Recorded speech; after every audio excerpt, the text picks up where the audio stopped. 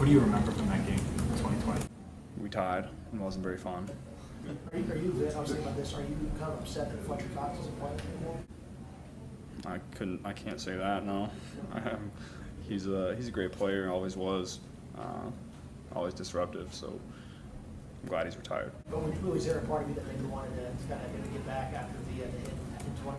No. With John in 20? No, I hope he's still sitting on his couch, enjoying a nice steak dinner or something. Stay off the field. Was that game the most you've been hit and the hardest you've been hit? That's tough to say. It was so long ago now. I remember getting hit a lot, but I remember getting hit a lot of times, so that's football. Does it feel like 4 years ago? Does it feel longer than that? Yes and no. You know, it feels like a long time ago, and then it also feels like yesterday. I guess that's how life is when you get a little older.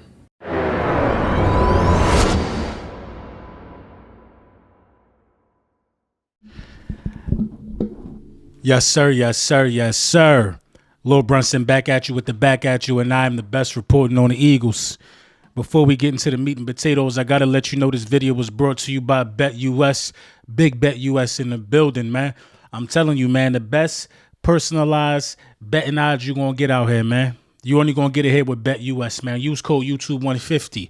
That, you know what I mean, puts you in the running to get 150% on your first deposit. Your next two deposits after that, 125%.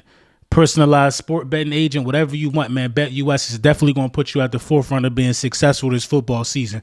So you want to make sure you tap in with BetUS. Yeah, Lil Brunson approved. Yeah, man, Shador's watch been going crazy. The streams been jumping out the gym. The song released, man, produced by the Snow Goons, October 18th. We doing numbers, man. Almost around 30,000 streams on that one, man. You know what I mean? Just laying the groundwork for the album. Shout out to the Snow Goons, man. Pushing the record and all of that stuff, you know. Much love to them guys over there, man. But, you know, let's talk about it, man, because a lot of people running around here scared. A lot of people running around here scared. I ain't scared of no kitty. I ain't scared of no Bengals. I'm just not scared of the Bengals. I'm not. You got Elliott Shore Parks running around here talking about all the Eagles got to do is be in the game because this is an acceptable loss. Losing to the Bengals is an acceptable loss. Where y'all find dudes like that at? Where y'all find dudes like that at? That ain't no Philadelphia Eagles mindset. That ain't no Philadelphian mindset. That ain't, man. That ain't what we should be pumping out here to the people. You know what I'm saying? It just ain't. And I can understand why people gravitating towards the Lord Brunsons, the Philly Mikes, the Philly 500s, the Gate City Sports. You know what I'm saying? Philly Special. I can see why people rather tap in to this side, to the underground. Yeah, I can see why. Because you got people in the media who closest to the team out here already quitting. We not like nobody else, man. We not waking up on Sunday expecting to lose the game. It ain't going to be no surprise to me if the Eagles roll into Cincy and get a dub. A.J. Brown, Smitty, Saquon, Jalen. It is no surprise to me. Defense ain't give up a touchdown in 2 weeks. I understand wanting to see more. Trust me, I get it, man. But the Philadelphia Eagles are going to beat the Cincinnati Bengals. They are. They are. And it's a number of reasons why we're going to beat the Cincinnati Bengals. First and foremost, I think our defensive line found something. They found something. First, they wasn't playing for each other. Now they're playing to set up each other. I think we're going to eat feast or famine. Feast or famine. That's what's going to happen for the Philadelphia Eagles D-line. I'm expecting another sack from Jalen Carter. I'm expecting them Georgia Bulldogs to have an impact. I think Vic Fangio really found something. If you look at how the defense has played the last 2 weeks, it's been a heavy use of guys like Cooper DeJean, sprinkling in what he brings as a blitz rusher, as a rusher. You know, simulated pressure has been a calling card for the Philadelphia Eagles. It's been a calling card. We do a lot of bringing forward, but you just don't know where that fourth guy is going to come from. So, you know what I mean? The first key for the defensive side of the ball is to keep up with the simulated pressure. You know what I mean? I want to see Zach Bond. I want to see us continue being creative with the simulated pressure. Bring a Zach Bond off the edge. Throw in a Cooper DeJean off the edge. You know what I'm saying? Get the guys involved that's supposed to be involved. Make that happen off of the edge. Make that happen up the middle. N'Kobe Dean, however you got to do. But make sure simulated pressure is a part of this game plan. Make sure it is. Joe Burrow a dog, one of them ones. One of them ones for sure, but you still got to be decisive in your simulated pressure. You still got to cover. You still got to do things like that. The second key for this defense is to be mindful of T. Higgins. Compared to the NBA, you see those guys over there. You see the things that they're doing. Spend a lot of time watching tape on those guys and things like that. So it's kind of like, from a receiver standpoint, it's kind of fun when you get to, watch those guys in person. See the things they do. Take some things away that they do. But overall, yeah, competitively, of course. How far back you go with your Now we already gonna have a bullseye on the chest of Jamar Chase, and he earned to have that bullseye. You don't get the bullseye unless you put in work. But T. Higgins will kill us if we focus all of our attention on Jamar Chase. He will. He will. We got to pick and choose when we're going to bracket Chase. But we got to be really, really mindful of T. Higgins. If I'm the Philadelphia Eagles, my focus, honestly, on this game is I will put Konyon Mitchell on Jamar Chase as much as possible, and I would bracket T. Higgins.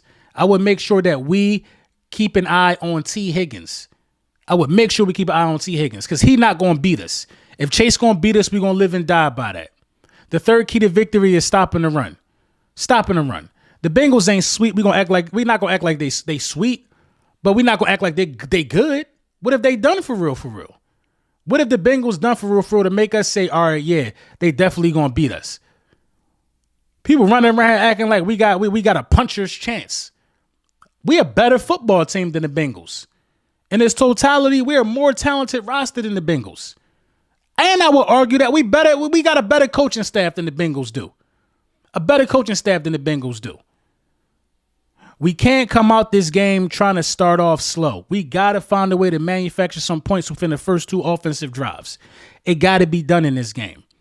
It got to be done in this game. I want a steady dose of Saquon Barkley because he can't be stopped. We found our identity. Let's not stray away from it. If Saquon Barkley get less than 22 carries in this game, you got to crave. Somebody got to go. Somebody got to go. If Saquon Barkley get less than 22 carries in this game, somebody has to go. With what he did in the revenge game against one of the best front sevens in the National Football League this year, the Bengals can't stop the run to the clip that the New York Giants can. They can't. So the Philadelphia Eagles got to come out here and run this thing through Saquon. Use Saquon to set up the pass. Don't come out passing and then asking Saquon to bail you out. That's poor coaching. Take the three. Take the three. Continue to be smart with the ball. Continue to play clean. You know what I mean? Jalen Hurts, back-to-back clean games. Back-to-back wins for the Philadelphia Eagles. Back-to-back wins. I think Jalen Hurts is throwing the ball much better the last 2 weeks as well. Listen, the numbers and stuff don't say that. But when you look at, how Jalen Hurts has been playing, you know what I mean? We seen some throws last week with anticipation. You know what I mean? I know he ain't throw the ball a lot, but he was missing a lot, man, on the offensive side of the ball. You coming into this game shorthanded. Mekhi Becton ain't going to play. You know what I'm saying? Mekhi Becton ain't going to play. We already know that. Dallas Goedert ain't going to play. We know that. We know that. But I like Tyler Steen. You know what I'm saying? I like Tyler Steen getting some of them reps because Tyler Steen is starter quality in the National Football League. I trust Stoutland to get it done. But I need Jalen Hurts to read the field a little faster, knowing that we shorthanded on the offensive line. The Philadelphia Eagles got everything they need to win this game. Everything they need. To my knowledge, we only played one game extremely healthy with almost all hands on deck, and that was week one. That was week one.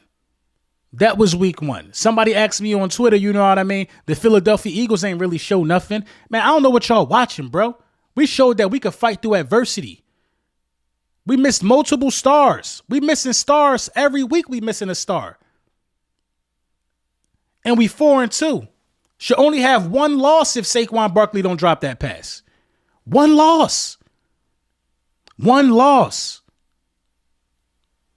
A lot of these guys peak too early, but I will say this. This is around the time when the Bengals start to figure out who they are before they go on a little run. The Eagles win this game, you know what I'm saying? At 5-2, the Eagles got like an 80% chance of making the postseason. An 80% chance of making the postseason. This is so far the most important game of the season for the Philadelphia Eagles. The most important game of the season. You know the Bengals are saying we got to stop Saquon Barkley. You know the Eagles are saying we got to utilize Saquon Barkley. Something got to give there. Play action got to be our best friend this game, man. We got to let Kellen Moore get creative. We know the basics. We know how to play. We know what's going on out here. Why do we make things more difficult than what they got to be? The Philadelphia Eagles going to beat these dudes 34-24 on the road at home. At home. At home. Our defense going to continue to play well. I'm not afraid of the Bengals. Who are the Bengals for us to be afraid of? I don't understand it, man. I don't understand the mindset. And that's not me beating my chest like our team crazy, like our team good, like our team been doing everything they supposed to do right now. But the facts of the matter is we 4-2. A lot of people ain't that this early in this season. A lot of people ain't that. A lot of people ain't that. A lot of people running around here acting like they that already. You know what I mean? And that's why I've been kind of quiet for real, y'all. I've been kind of quiet. I ain't get a lunchtime with the bullies in this week because I'm going to go ballistic after this win. I'm going ballistic after this win. No man is safe after this win. No man is safe because NFC East, if y'all don't know NFC East, we got a new fan base in the building. The Commanders fan base has arrived. Where they been at the last 28 years, 20, 30, 32 years? Where the Commanders fan base been at? Now all of a sudden they acting like they been outside. They acting like I can't wait to bump heads with the Commanders, man. I can't wait. They want to act like they been outside. Y'all ain't been nowhere, man. Y'all know how to handle the success. Nor do y'all know how to handle the adversity. No team in the division knows how to handle adversity like the Philadelphia Eagles. Stumble and keep it moving. Stumble and keep it moving. That's the name of the game here, man. Stumble and keep it moving, man. 34-24 birds. Let me know what you think in the comments.